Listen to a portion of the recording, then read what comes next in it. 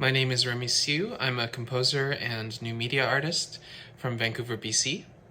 I want to acknowledge that Vancouver, BC is on the unceded territories of the Musqueam, Squamish, and Tsleil-Waututh First Nations.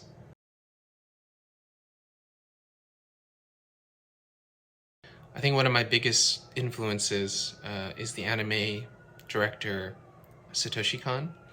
He directed Paprika, which is, I think, the most well-known of his movies, but my favorite is Millennium Actress and his TV series Paranoia Agent. The scope at which he looks at his subjects is really inspiring to me. There's also a Japanese choreographer, Hiroki Maeda, and the way that he works and the way that he sets things up on stage was also a big influence to me.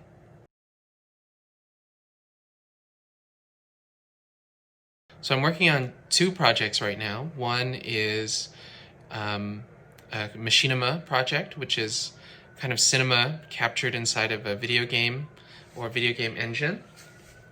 And the other project that I'm working on is a video game proper, quote unquote. Both of them I'm excited for because I get to bring my experimental performing arts experience into a virtual space. So that's exciting for me. And you can find out more about these projects on my website, which is remysiu.com.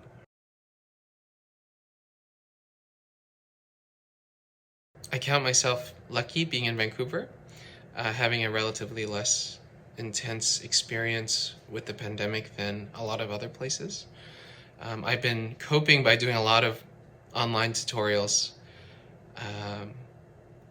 and also kind of dropping a lot of the things I was doing before the pandemic. It's been really hard to work on things that were conceptualized or started before the pandemic, so I decided to, for the most part, to make a big cut between before the pandemic and afterwards, and trying to work on projects that are now conceived after this time.